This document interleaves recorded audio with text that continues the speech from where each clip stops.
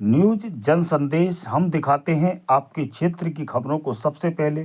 तो अपने क्षेत्र की खबरों को सबसे पहले देखने के लिए चैनल को सब्सक्राइब करें। आप देख रहे हैं न्यूज जन संदेश, आपकी आवाज हम। बुलंदशहर ऊपरकोट स्थित शिया समुदाय के मस्जिद के मौलाना ने लोगों से की अपील, प्रशासन की दिशा निर्देशों को माने और ईदगाह में ही पढ़े नमाज। बुलंदशहर के ऊपरकोट स्थित शिया समुदाय की मस्जिद के मौलाना हसन अब्बास ने आज अपील की है कि शासन प्रशासन के निर्देशों का पालन करे और ईदगाह में ही नमाज पढ़े। ईद के मौके पर सभी को मुबारकबाद देते हुए कहा कि ईद खुशियों का त्योहार है, इस मौके पर किसी को भी हमारे जरिए से तकलीफ ना पहुंचे। ईद पर अपने परिवार को ईदी देने से पहले जो जरूरतमंद लोग हैं उनकी मदद करने का नाम ईद है। मौलाना ने कहा कि इस्लाम पहले से ही इस बात पर जोर देता आ रहा है कि आपकी इबादत से किसी को तकलीफ ना हो, लिहाजा मस्जिदों और ईदगाह के अंदर ही नमाज पढ़े। उन्होंने कहा कि हमारी वह इबादत ही कबूल नहीं होती जिस किसी को तकलीफ पहुंचे। बिस्मिल्लाहिर्रहमानिर्रहीम। मैं सबसे पहले हिंदुस्तान के तमाम वर्गों को ईद के मौके पर बधाई देता हूँ, शुभकामनाएं देता हूँ और साथ में हर तबके से इस मौके पर मेरी ये अपील है कि ईद खुशियों का त्यौहार है।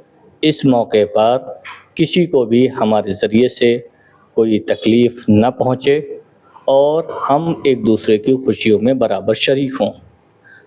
और ईद जो आती है इसके पीछे महत्व ये है कि ईद ऐलान होता है कि हमने गुनाह छोड़ दिया है, इस बात का एतराफ़ होता है, ऐलान किया जाता है और इस बात का एग्रीमेंट किया जाता है अपने गॉड से, अपने खुदा से कि हम गुनाह को छोड़ रहे हैं। मतलब अब हम किसी भी मनुष्य को, इंसान को, हत्ता कि किसी जानवर को भी हम अज़ियत नहीं पहुंचाएंगे। हमारे ना हाथों से किसी को अज़ियत पहुंचेगी, ना हमारी ज़बान से किसी को अज़ियत पहुंचेगी, ना हम ऐसी कोई बात करेंगे जिससे समाज में नफ़रत पैदा हो, ना हम ऐसा कोई काम करेंगे जिससे समाज को कोई तकलीफ़ हो। लिहाजा ईद सबको बराबर लेके चलने का नाम है। इसलिए ईद से पहले खुदा ने ये कहा है कि मुसलमानों, तुम पे ईद में आने से पहले, हमारी इबादत करने से पहले ज़रूरी है कि तुम पहले हमारे मौजूद तमाम इंसानों के हुकूक को अदा करके हमारी बारगाह में आओ।